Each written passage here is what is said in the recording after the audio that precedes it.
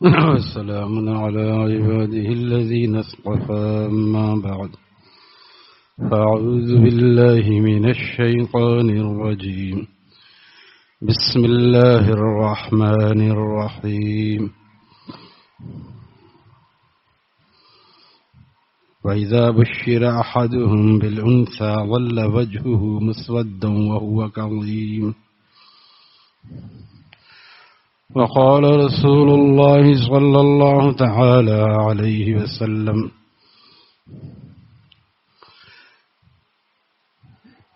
اللهم إني أسألك حبك وحب من يحبك والعمل الذي يبلغني حبك اللهم اجعل حبك أحب إلي من نفسي وأهلي ومن الماء البارد أو كما قال عليه الصلاة.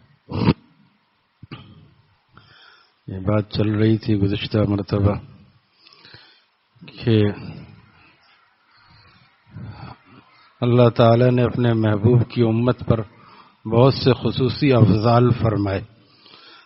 فضل کی جمع افضال، بہت سے خصوصی. ساری دنیا کو اور ساری زمین کو مسجد بنا دیا اللہ تعالیٰ. جہاں بھی جو آدمی نماز پڑھے اس کی نماز قبول ہو جائے گی. پہلی امتوں میں یہ تھا کہ عبادت گاہ تک جانا، معبد اور مسجد تک جانا ضروری تھا. اگر آج جماعت نکل جاتی ہے تو اپنے گھر میں پڑھ لے، اسکول میں پڑھ لے، شادی حال میں پڑھ لے، کہیں بھی نماز پڑھ لے، نماز ہو جائے گی. یہ صحیح ہے کہ مسجد میں مردوں کو مسجد میں جماعت سے پڑھنا چاہیے، لیکن اس کے آگے پیچھے نوافل تو گھر میں پڑھنا زیادہ افضل ہے. کبھی کبھی لیکن مسجد میں بھی پڑھنا چاہیے. اسی طرح ورکعوا مع الراکعین کے ذیل میں لکھتے ہیں کہ رکوع بھی امت محمدیہ صلی اللہ علیہ وسلم کو دیا گیا. اس سے پہلے نماز صرف سجدے کی ہوتی تھی، اسی لیے ورکعوا مع الراکعین فرمایا ہے کہ رکوع کرو رکوع کرنے والوں کے ساتھ، یعنی نماز پڑھو نماز پڑھنے والوں کے ساتھ. وَاسْجُدُوا مَعَ السَّاجِدِينَ، سجدہ کرو سجدہ کرنے والوں کے ساتھ، یعنی نماز پڑھو نماز پڑھنے والوں کے ساتھ. اس سے اہل علم فرماتے ہیں جماعت سے نماز پڑھنا قریب با واجب ہے، کیونکہ قرآن کا حکم ہے مردوں کے لیے جو صحت مند ہیں، کوئی عذر ان کو نہیں ہے، تو وہ جماعت سے آ کے نماز پڑھنا ان کے لیے ضروری ہے. اگر وہ گھر میں نماز پڑھنے کی عادت ڈال لیں گے تو گناہ کے مرتکب ہوں گے. نماز بھی پڑھ رہے ہیں، اللہ کی نافرمانی بھی ہو رہی. اس لیے اس بات کو بتانا چاہیے ایسے لوگوں کو. بہت سے لوگ یہ کہتے ہیں کہ ہمیں بہت تشویش ہوتی ہے، مسجد میں شور شرابہ ہوتا ہے، بچے دوڑ رہے ہوتے ہیں اور خیال منتشر ہوتا ہے. ہم گھر میں اکیلے نماز پڑھتے ہیں، ہمیں بہت اچھا معلوم ہوتا ہے. یہ شیطانی وسوسہ ہے. مسجد میں کتنے بھی وسوسے آئیں ثواب وہیں زیادہ ملے گا. فرض نماز کا ثواب مسجد ہی میں زیادہ ملے گا. گھر میں بیٹھ کے پڑھنے سے، بیٹھ کے پڑھے یا کھڑے ہو کے پڑھے، کتنی مرتبہ بھی پڑھے، چاہے بجائے 17 رکعت کے کوئی 34 رکعت بھی پڑھے عشاء کی، تو بھی وہ ثواب نہیں ملے گا. جو امام کے پیچھے 4 فرض 2 سنت اور 3 وتر اگر پڑھ لے تو اس کو عشاء کا ثواب زیادہ ملے گا، کیونکہ اللہ تعالیٰ کا مقصود یہ ہے کہ میرے بندے جمع ہو کر میری عبادت کریں. تو اس طرح بہت سی چیزیں امت محمدیہ پر خاص فرمائیں. چنانچہ تصویر کو بھی ناجائز قرار دیا. پہلی امت میں ناجائز نہیں تھی تصویر، لہذا لوگ اپنے جو برگزیدہ بندے ان کے ہوتے تھے اور نیک لوگ انبیاء صالحہ جو ادھر چھپ رہے ہیں ان کو قریب بھیجو، ادھر چھپے نہیں ہو بھائی. جو اس کے پیچھے ہے نا وہ ادھر ادھر بیٹھے، چھپ کے بیٹھنے سے بات سمجھ میں نہیں آتی. مقرر نظر آتا ہے تو بات سمجھ میں آتی. یا آپ دیکھ لیں جو لوگ، بہت سے لوگ بڑے بڑے اجتماع میں الٹا منہ کر کے بیٹھے ہوتے. بھائی کم از کم رخ تو سیدھا کر لو، مقرر نظر نہیں بھی آ رہا ہے اس کا بھی ایک فائدہ ہوگا. مقرر اگر نظر نہیں بھی آ رہا ہے، رخ سیدھا کرنے کا فائدہ. منہ پھیر کے بیٹھنا اس کا مطلب ہے ان کو طلب نہیں ہے، اور پھر آدمی ادھر ادھر خیالات میں لگ جاتا ہے، وہ کیا کر رہا ہے، وہ کدھر جا رہا ہے. اسی لیے جہاں تک ہو سکے توجہ ہونی چاہیے. تو اللہ تعالیٰ نے اپنے محبوب کے لیے خاص چیزیں ایسی فرمائیں کہ تصویر کو ناجائز قرار دے دیا. پہلی امت میں کیا ہوتا تھا؟ یہ بات علی میاں ندوی نے ایک کتاب لکھی ہے، میں نے پچھلی دفعہ بتایا تھا، بات پھر کسی اور رخ پہ چلی گئی تھی، کہ اپنے بوتے کے لیے کتاب لکھی تھی حضرت علی میاں ندوی رحم اللہ تعالیٰ نے.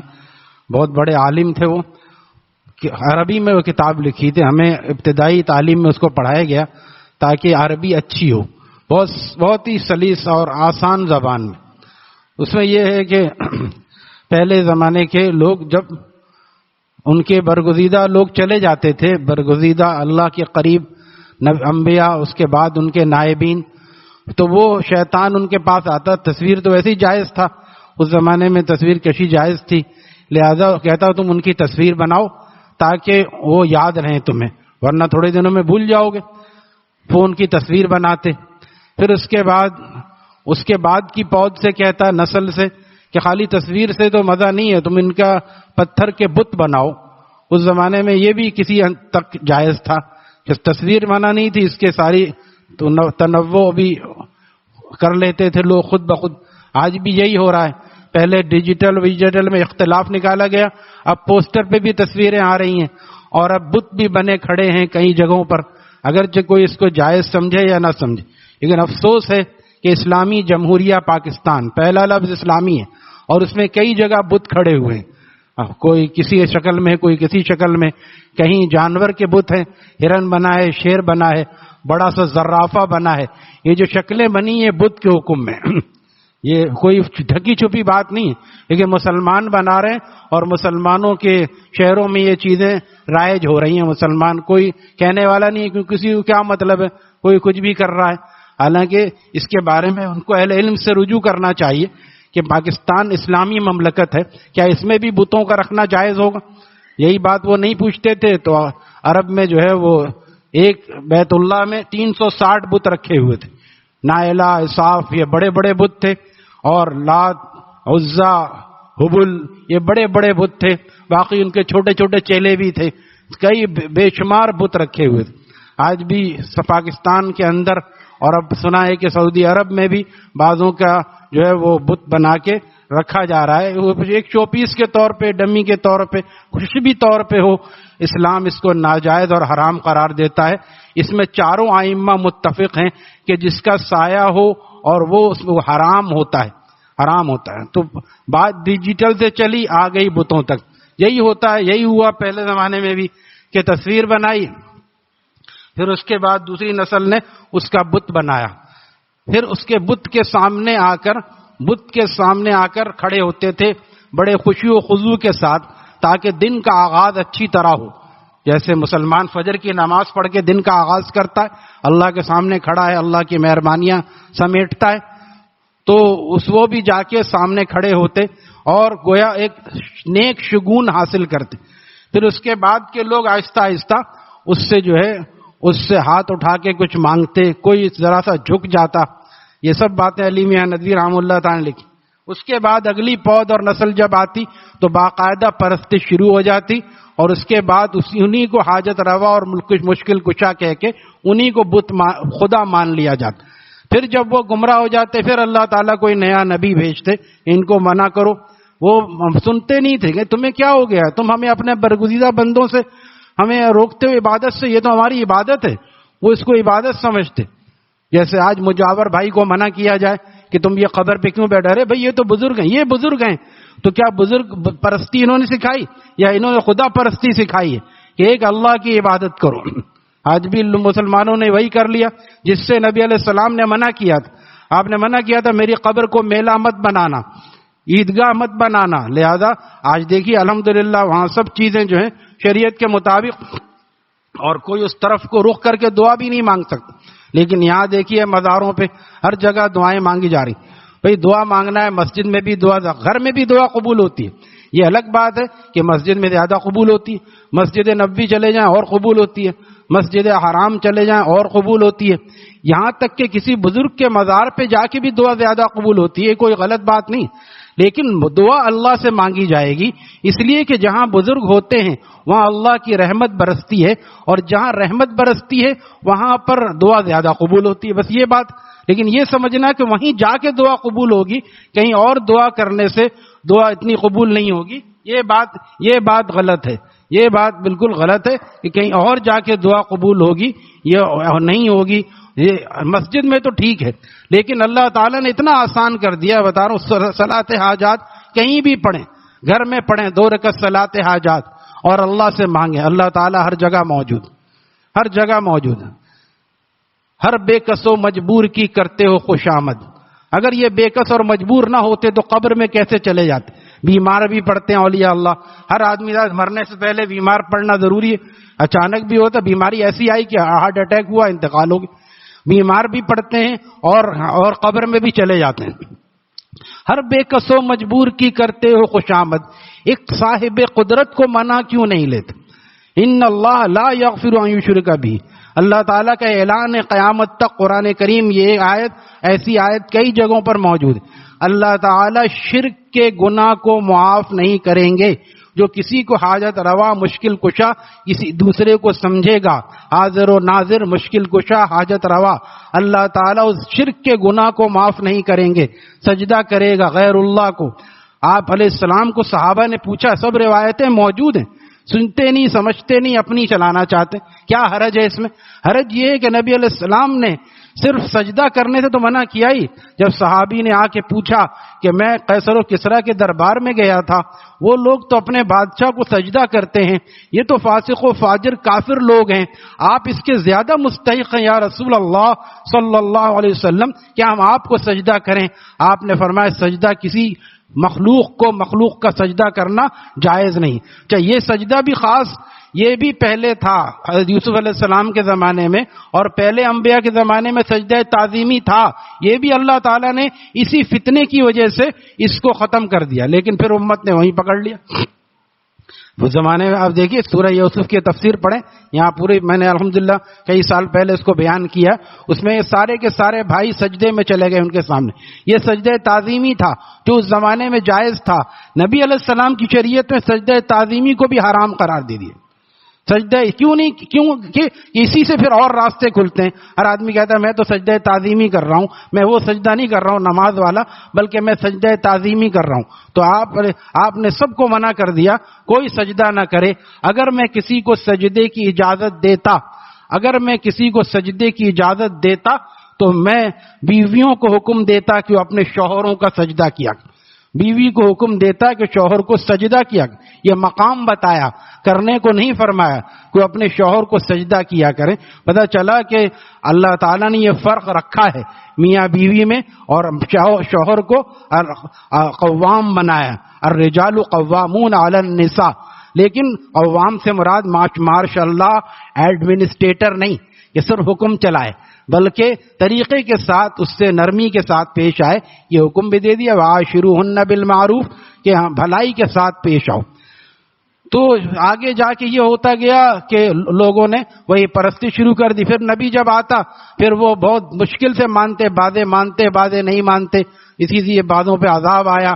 تو اللہ تعالیٰ نے یہ معاملہ امت محمدیہ کا آسان فرما دیا کہ تصویر کو ناجائز قرار دے دیا، تاکہ تصویر نہ بنے گی نہ بت بنیں گے۔ لیکن کہیں نہ کہیں سے، جیسے شیخ الاسلام مفتی تقی صاحب لکھتے ہیں، یہ تو اللہ تعالیٰ کی مہربانی ہے اور نبی پاک علیہ الصلوۃ والسلام کی وہ دعا ہے، یا اللہ میری امت کو اجتماعی عذاب نہ دیجیے گا، ورنہ بنی اسرائیل اور ساری امتوں کا کوئی گناہ باقی نہیں ہے جو آج موجود نہیں ہے۔ سب گناہ کو امت مسلمہ کر رہی ہے، کسی نہ کسی، سود ہے، رشوت ہے، کم تولنا ہے، کاروبار کی خرابی ہے، سب گناہ موجود ہیں۔ لیکن اللہ تعالیٰ کا فضل ہے کہ اجتماعی عذاب، کیونکہ نبی علیہ السلام نے دعا فرمائی تھی اور اللہ تعالیٰ نے اس دعا کو قبول کر لیا تھا کہ اجتماعی عذاب اس امت پہ شکلوں کے بگڑنے وغیرہ کا نہ آئے، ورنہ پہلی امتوں پہ یہ بھی آیا۔ لہذا یہ شرک کا گناہ ایسا خطرناک ہے، ان اللہ لائے نہیں کہتے ہیں اس کو، اور جہاں لائے نہیں آ جائے اس کے خلاف نہیں ہو سکتا۔ یہاں تک کہ جب نبی علیہ السلام نے نماز جنازہ پڑھ لی، کس پر؟ اس مشرک پر جو منافق بھی تھا، عبداللہ ابن ابی، اس کے بیٹے نے آ کے کہا کہ میرے ابا نے کہا ہے آپ میرا جنازہ پڑھائیں اور اپنا کرتا بھی مجھے دیں. آپ علیہ السلام کی رحمت کی شان ایسی تھی, آپ رحمت للعالمین تھے, صرف رحمت للمسلمین نہیں تھے بلکہ عالمین تھے. لہذا غیروں پر بھی آپ کی رحمت تھی. لہذا آپ نے اپنا کرتا مبارک اتار کے دے دیا کہ جا, اگر اس کرتے کے پہننے سے تیرے باپ کی مغفرت ہو جاتی ہے تو لے جا میرا کرتا. حالانکہ اس زمانے میں اتنے نہیں ہوتے جو ہمارے پاس چلو الماری سے دوسرا نکال کے پہن. کرتے اور دھوتی ایک کیا تہبند باندھا جو بہت کم ہوتا تھا, لیکن آپ نے دے دیا کرتا اتار کے. اور اس کے بعد اس نے یہ بھی کہا کہ میرے ابا نے وصیت کی ہے کہ آپ جنازہ پڑھائی. آپ جنازہ پڑھانے کے لیے جب انتقال ہو گیا, جانے لگے, تو حضرت عمر رضی اللہ تعالیٰ نے عرض کیا یا رسول اللہ صلی اللہ علیہ وسلم, کیا آپ کو معلوم نہیں کہ یہ کون آدمی تھا؟ اس نے اما عائشہ صدیقہ رضی اللہ تعالیٰ عنہ پہ الزام لگایا اور یہ منافق تھا. آپ اس کی جنازہ پڑھانے جا رہے ہیں, میری غیرت گوارا نہیں کرتی کہ آپ اس کا جنازہ پڑھائیں, جس نے ہماری اماں پر اور آپ کی زوجہ محترمہ پر اور بنت صدیق عفیفہ کائنات پر الزام لگانے والا سرغنہ یہی تھا سب سے بڑا. اور پورا اتنی مشکل وقت اسلام پہ گزرا. آپ نے فرمایا عمر تمہاری غیرت کا تقاضا ہے اور میری رحمت کا تقاضا ہے کہ میں ان کا جنازہ پڑھاؤں. پھر آپ نے جنازہ پڑھائی اور اس کے بعد پھر اللہ تعالیٰ نے آیت نازل فرما دی حضرت عمر رضی اللہ تعالیٰ کی رائے پر کہ اب آپ کسی بھی مشرک کا جنازہ نہیں پڑھائیں گے. آپ جنازے میں تو ایک دعا پڑھی جاتی ہے نا, آپ ایک مرتبہ کیا 70 برہ, اگر آپ 70 مرتبہ بھی ان کے لیے معافی مانگے ہم معاف نہیں کریں. اللہ کا محبوب معافی مانگ رہا ہے, مشرک کی معافی نہیں ہوگی تو پھر اور کسی کی معافی کیسے ہو سکتی ہے؟ لہذا یہ ایسا گناہ اتنا خطرناک گناہ ہے, اس لیے عقیدے کا درست کرنا بہت زیادہ ضروری ہے.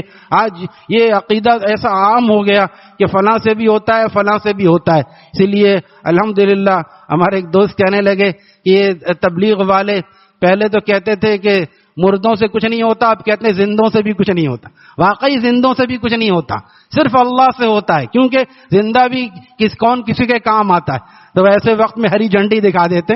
صرف اللہ سے باقی سبب کے درجے میں کوئی نوکری کرتا ہے, کوئی سبب کے درجے میں ایسا کام کرتا ہے تو اس کے لیے وہ بات الگ ہے, لیکن اس سے مدد مانگنا کہ ایاک نعبد و ایاک نستعین, یا اللہ ہم تیری ہی عبادت کرتے ہیں اور تجھ ہی سے مدد مانگتے ہیں. اور دیکھیے نبی علیہ السلام کی محنت کہ آپ نے جب یہ خطبہ دیا تھا جو میں نے پچھلی دفعہ روایت پڑھی تھی, قولوا لا الہ الا اللہ تفلحوا, اے لوگوں سب کے سب لا الہ الا اللہ کہہ لو, سب کے سب کامیاب ہو جاؤ گے.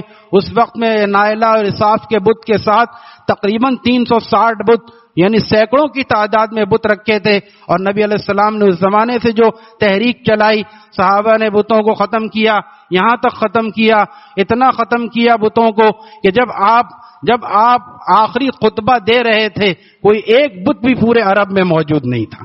23 سال کی آپ کی محنت ایسی تھی صحابہ نے, اور یہ کیونکہ آخری خطبہ کب دیا؟ فتح مکہ کے بعد.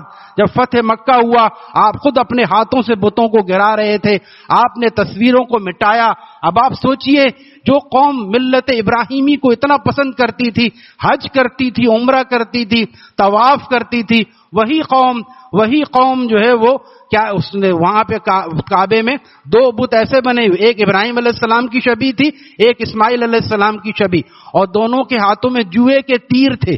بتائیے, ابراہیم علیہ السلام جو ہمیشہ بت گرانے کی بات کرتے تھے, اپنے ابا سے اسی لیے وہ لڑتے تھے اور حجت کرتے تھے, اور اپنے ابا کی بہت ہدایت کی کوشش کی, لیکن ان کے والد بھی ہدایت پر نہیں آیا حضر, لیکن وہ اس ابراہیم علیہ السلام کے ہاتھ میں جوئے کا بت تھما دیا اور ان کا بھی بت بنا دیا اور اسماعیل علیہ السلام کا بھی بت بنا دیا. جب گمراہی آتی ہے تو ایسی آتی ہے.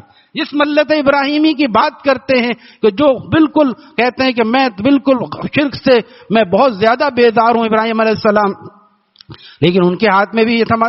سب کو نبی علیہ السلام نے توڑا, سب کو نبی علیہ السلام نے توڑا.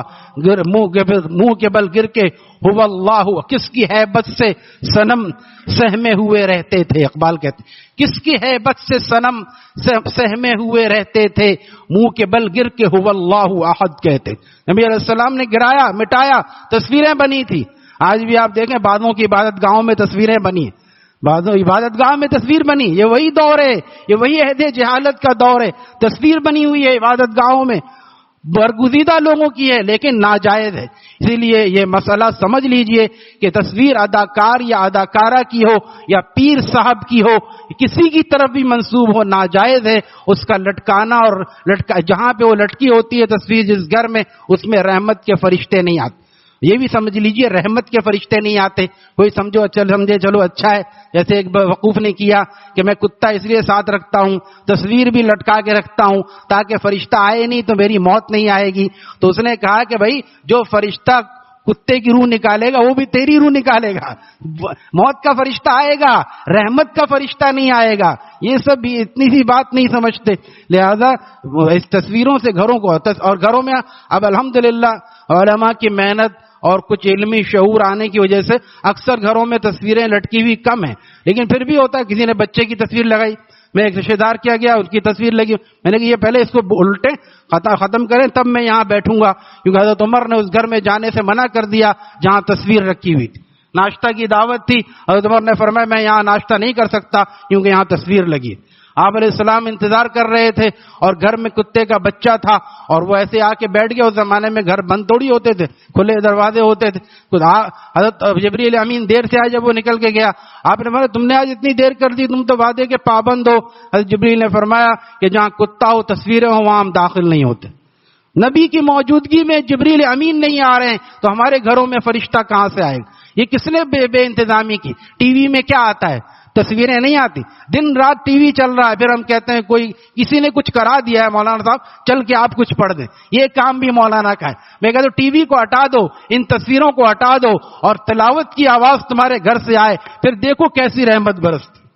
روایت ہے، جذباتی بیان نہیں کسی مولوی صاحب کا، کہ جن گھروں میں قرآن کی تلاوت کی جاتی ہے اور خوب کی جاتی ہے، صبح اہلیہ پڑھ رہی ہیں، شام کو شوہر پڑھ رہا ہے، دن کو بچہ پڑھ رہا ہے، اور وہ گھر آسمان والوں کے نزدیک ایسے چمکتے ہیں جیسے ہم زمین والوں کے نزدیک ستارے چمکتے ہیں.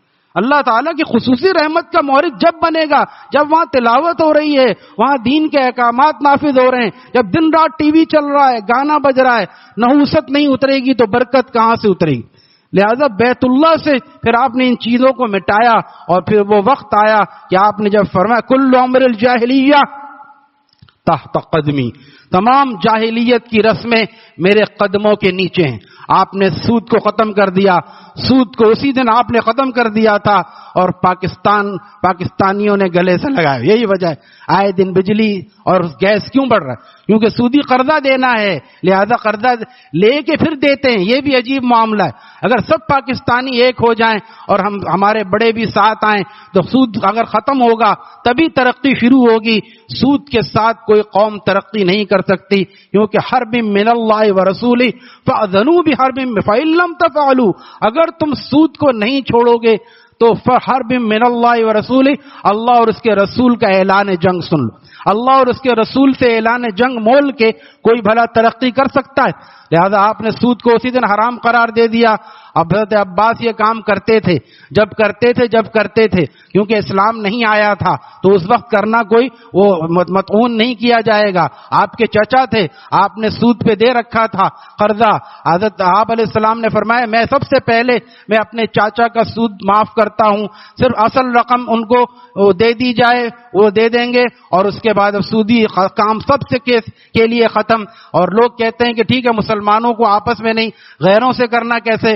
نجران کے یہودیوں سے عیسائیوں سے آپ نے جب معاملہ کیا، اس میں یہ بھی معاملہ تھا سودی معاملہ کوئی نہیں ہوگا، لہذا غیر مسلم سے سود لینا بھی حرام ہے.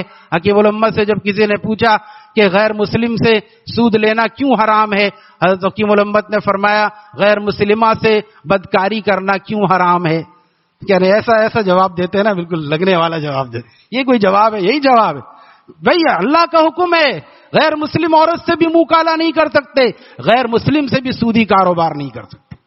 اللہ نے من حقوق اللہ ہے، یہ تمہاری مرضی نہیں چلے گی کہ نہیں اب تو سب بہت یہ کہتے ہیں اس سے کر رہے ہیں، انٹرسٹ ہے، یہ تو بہت شوق سے کر رہے ہیں.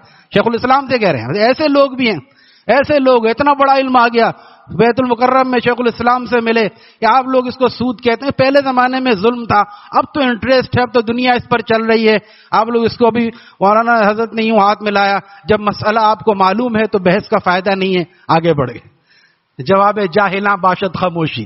شیخ سعدی فرماتے ایسے آدمی سے آدمی بحث کرے گا جو اتنے بڑے عالم سے، جو ساری دنیا میں سود کو مٹانے کے لیے کام کر رہا ہے، اس سے بحث بازی کر رہا ہے؟ الحمدللہ افسوس ہے نمازی لوگ بھی پتہ چلتا رہتا ہے، نمازی یہیں کھڑے ہو کے ایک صاحب پوچھنے لگے 4.5 لاکھ میرا رکھا ہے بینک میں، یہ 12 سال پہلے کی بات ہے، نئی مسجد بنی تھی 2011-12 میں، میرا 4.5 لاکھ رکھا ہوا ہے، میں اس سے انٹرسٹ لے کے کھاتا ہوں، سود نہیں کہہ رہے، انٹرسٹ لے کے کھاتا ہوں، تو اس میں کتنا سود، اتنا زکوٰۃ کتنی دینی ہے مولانا صاحب؟ میں نے کہا آپ نے یہ نہیں پوچھا کہ بینک میں رکھ کے اس سے انٹرسٹ لینا جائز ہے یا نہیں؟ کہنا ہاں وہ تو ہمیں پتا ہے، لیکن کہاں رکھے ہیں، لوگ لے کے بھاگ جاتے ہیں اور کیسے ملتا نہیں ہے زیادہ، ہم بینک سے لے کے، تو بینک سے جو سود لیتا ہے وہ ایسا ہی ناجائز ہے جیسے ٹی ٹی دکھا کے کوئی لوٹتا ہے، یہ ناجائز ہے۔ سود کا ایک درہم 36 مرتبہ بدکاری سے بڑھ کر ہے۔ جب ایسے ارشادات موجود ہیں پھر بھی مسلمان تھوڑا سا پریشان ہوا، سودی قرضہ لے لیا، اب لے تو لیا، دے گا کہاں سے؟ اب وہ ایسے پہنچتے ہیں، عام آدمی تو پھر بھی تھک کے بیٹھ سکتا ہے، بینک والے نہیں چھوڑتے، گھر بیچ دیں گے، عزت بیچ دیں گے، لیکن ان کو پیسہ چاہیے۔ سود دینے والا ایسا ہی دل کا خراب ہوتا ہے، کنجوس ہوتا ہے اور خود غرض ہوتا ہے، اس کو اس کی فکر نہیں ہے، بلکہ وہ یہی چاہتا ہے یہ نہ دے سکے تاکہ اس کے گھر پہ میں قبضہ کروں۔ وہ یہ چاہتا ہے اکثر کہ یہ نہ دے سکے۔ بھائی تھوڑا آگے آ جائیے، جگہ ہے، تھوڑا سا آگے بھی آ سکتے ہیں، جزاک اللہ۔ تو کتنے بڑے گناہ میں امت ہم من حیث القوم مبتلا ہیں، جبکہ نبی علیہ السلام نے اسی وقت منع کر دیا تھا سودی آمدنی سے، اور آپ نے شرک سے منع کیا تھا۔ اسی خطبے میں آپ نے فرما دیا تھا کہ شرک کے گناہ، شرک سارے بتوں کو آپ نے توڑوا دیا، اور اسلام نے پھر یہ تعلیم دی، عورتوں کو حق دیا، نبی علیہ السلام نے عورتوں کو حق دیا، اور رنگ و نسل کے جھگڑے بھی آپ نے ختم فرمائے۔ حضرت بلال کو حکم دیا رضی اللہ عنہ، بلال کھڑے ہو، کعبے کی چھت پہ چڑھ کر اذان دو۔ رنگ و نسل کچھ نہیں ہے، وہ کالے حضرت بلال جو بظاہر کالے تھے لیکن ان کا دل گورا تھا۔ آپ نے جب آزاد کیا، صدیق اکبر نے آزاد کر کے، اپنے پیسے سے تاجر تھے نا، آزاد کر کے لے آئے، تو حضرت صدیق اکبر نے نبی علیہ السلام سے عرض کیا کہ یا رسول اللہ صلی اللہ تعالی علیہ وسلم، میں نے ایک گورے دل والا اور کالے چمڑے والا غلام آزاد کر لیا، اس کے بدلے میں ایک رومی اور عیسائی جو کہ کالے دل والا تھا، گوری چمڑی والا تھا، بدلے میں دیا، پیسے بھی دیے، لیکن اس کو ظلم سے آزاد کرا کے لے آیا۔ نبی علیہ السلام نے فرمایا ماشاءاللہ، میرا بھی کچھ شامل کر لیتے اس میں، یعنی آپ کو اتنا پسند آیا کہ میرا بھی کچھ حصہ اس میں لگا لیتے۔ آپ کو اتنے پسند تھے کیونکہ اسلام کے لیے مار کھائی تھی، اسلام کے لیے قربانیاں دی تھیں۔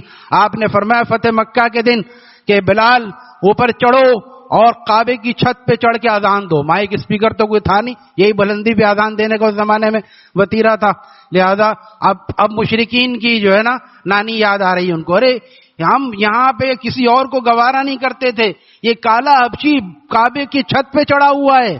وہ کہتے نہیں یہ کب کام جو معزز کام ہے یہ اہل قریش کر سکتے ہیں۔ قریشی اگر مارا جاتا تھا تو 2 قتل کیے جاتے تھے اس کے بدلے میں، یہ نسل و رنگ کا فرق تھا۔ ایک قریشی مارا جاتا 2 قتل کیے جاتے، اور کوئی قریشی کسی کو مار دیتا تو اس کا کوئی بدلہ نہیں ہوتا، تھوڑے بہت پیسے دے کے جان چھڑا لیتے، کوئی دیت لازم نہیں آتی۔ یہ رنگ و نسل کا مسئلہ بھی نبی علیہ السلام نے حل فرما دیا، کسی گورے کو کسی کالے پر، کسی عربی کو کسی عجمی پر کوئی فضیلت نہیں ہے، فضیلت کا معیار صرف ایک ہے، وہ کیا ہے؟ تقوی۔ ان اکرمکم عند اللہ اتقاکم، سب سے اللہ کا مقرب وہ ہے جو جتنا اللہ سے ڈرتا ہے، جو جتنا تقوی سے رہتا ہے، جتنا گناہ سے بچتا ہے، یہ سب سے اللہ کا پیارا ہے۔ عربی ہونا اور مال والا ہونا اور سید ہونا بھی، بہت سے لوگ سمجھتے ہم سید ہیں، ہمیں کیا، ہم تو شاہ صاحب ہیں۔ اگر سید بھی نماز نہیں پڑھتا، جولاہا نماز پڑھتا ہے، اللہ کے نزدیک وہ جولاہا افضل ہے۔ یہ تو سید کو اور آل رسول کو بدنام کر رہا ہے۔ سید ہونے پہ حدیث شریف نقل کی شیخ الاسلام نے کہ جس کا عمل اس کو پیچھے کر دے، اس کا نسب اس کو آگے نہیں بڑھا سکتا۔ عمل پیچھے کر رہا ہے، جو نماز نہیں پڑھ رہا ہے اور جو روزے نہیں رکھ رہا ہے، جو حلال کا اہتمام نہیں کر رہا ہے، گناہ کر رہا ہے، یہ سید کی سیادت پہ حرف لگا رہا ہے۔ تو حضرت سیدنا بلال رضی اللہ عنہ کو نبی علیہ السلام نے فرمایا، بلال اوپر چڑھو اور اذان دو۔ ایک آدمی اپنا منہ چھپانے لگا، وہی جاہلیت، عہد جہالت، اور وہ مشرک کہا کہ اچھا ہوا میرے ابا اس سے پہلے مر گئے کہ انہوں نے یہ زمانہ نہیں دیکھا کہ ایک کالا حبشی بیت اللہ کی چھت پہ چڑھ کے اذان دے رہا ہے۔ اللہ تعالیٰ نے یہ عزت دلوائی، آپ نے یہ ختم کر دیا رنگ و نسل کا اختلاف، کسی کو ایک دوسرے پر فضیلت نہیں ہے، یہ اسلام کے لیے قربانی دینے والا ہے، آپ کا پیارا ہے۔ آپ نے پوچھا، بلال میں جنت میں گیا، میں نے اپنے جانے سے پہلے تمہارے قدموں کی چاپ سنی، لہذا تم کیا عمل کرتے ہو؟ حضرت بلال کی قدموں کی چاپ آپ نے پہلے سے سنی۔ حضرت بلال نے کہا، مجھے کوئی خاص عمل یاد نہیں ہے، لیکن جب میں وضو کرتا ہوں تحیۃ الوضو نماز پڑھتا ہوں، شاید یہی وجہ ہے۔ لہذا آدمی جب وضو کرے اور یا مسجد میں آئے تو دونوں نیتیں کر سکتا ہے، وضو تحیۃ الوضو بھی اور تحیۃ المسجد میں 2 رکعت نماز آ کے پڑھ لے۔ ایسے وقت میں جب وقت مکروہ نہ ہو یا کوئی دین کی بات نہ ہو رہی ہو تو 2 رکعت آ کے پڑھ لے، یہ مستحب ہے، پڑھنا چاہیے۔ یہ حضرات کیسے اللہ کے پیارے بن گئے، انہوں نے دین اور اسلام کے لیے قربانیاں دی تھی۔ آج ہماری قربانی صبح سے شروع ہوتی ہے کمانے کے لیے، اور رات میں سوتے بھی یہی فکر لے کے کہ نہ جانے آگے کیا ہوگا اور کیسے ہمارا گزارا ہوگا، اور ہمارا تو جیسے تیسے ہو گیا، اب اولاد کا کیا ہوگا۔ کبھی یہ نہیں سوچتے کہ آج تو ہم بستر پہ سو رہے ہیں، کل قبر میں بھی سونا ہے، ہمارے پاس کیا عمل ہے کہ ہم اللہ تعالیٰ کو دکھائیں، کیا عمل ہے۔ صحابی تڑپ رہے ہیں، کروٹیں لے رہے ہیں۔ بیٹی نے پوچھا، ابا جان نیند نہیں آتی؟ فرمایا، جو قبر کا عذاب محمد عربی صلی اللہ علیہ وسلم سے سن چکا ہو اس کو نیند کیسے آ سکتی ہے؟ کل میں روایت بیان کر رہا تھا اپنے ساتھیوں کو، واللہ تعلمون ما علم، اگر تم وہ چیزیں جان لو جو میں جانتا ہوں، نبی علیہ السلام نے فرمایا، لضحکتم قلیلا، تمہارا ہنسنا کم ہو جائے، ہر وقت ہنستے رہتے ہو غفلت کے ساتھ، گٹکا کھا رہے ہیں ہنس رہے ہیں، ذکر تلاوت کچھ نہیں، فجر کی نماز نہیں پڑھی ہنس رہا ہے، اللہ کی نافرمانی کر کے ہنس رہا ہے، یہ ہنسنا گناہ ہے۔ ورنہ کوئی سارے اطاعت و عبادات کے ساتھ ہنسے تو کوئی بری بات نہیں ہے، ہنسنا بولنا بھی انسان کا حصہ ہے اور کرنا چاہیے۔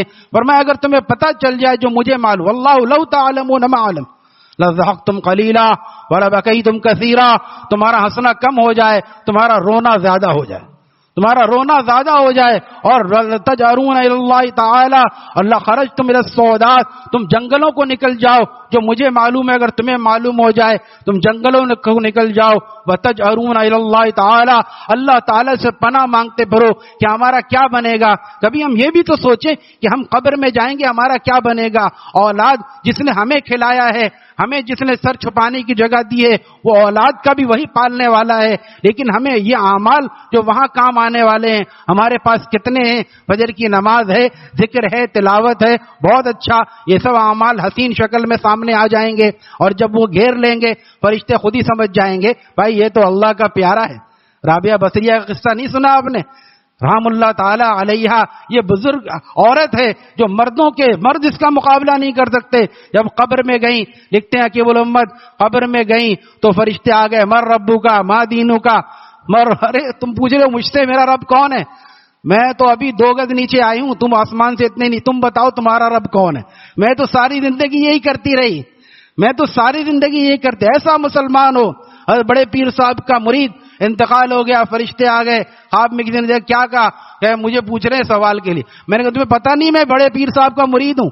بڑے پیر صاحب کا مرید نماز چھوڑ سکتا ہے؟ متقی ہوتا ہے وہ، لہذا اتنا کافی تھا کہ میں بڑے پیر صاحب کا مرید۔ ارے جناب الحمدللہ، ان اللہ والوں کے تعلق دنیا میں بھی کام آتا ہے اور آخرت میں بھی کام آئے گا، لیکن ہمیں تو فرصت ہی نہیں ہے، کوئی اللہ والا ملتا ہی نہیں ہے، ہمارا معیار بھی اتنا اونچا ہو گیا کہ سب سے بڑے نیک تو ہم ہی ہیں، لہذا ہمیں اللہ والا کہاں سے ملے گا؟ لیکن کسی کے پاس بیٹھنا پڑے گا، دین کو سیکھنا پڑے گا، درد دل حاصل کرنا پڑے گا، نمازوں کو نماز بنانا پڑے گا۔ نماز ہم بھی پڑھتے ہیں لیکن ہمارا سر سجدہ کرتا ہے۔ ہمارے شیخ فرماتے تھے عام لوگوں کا سر سجدہ کرتا ہے، جسم سجدہ کرتا ہے، اللہ والوں کی روح بھی سجدہ کرتی۔ اللہ تعالیٰ وہ سجدہ ہمیں نصیب فرما دے۔ وآخر دعوانا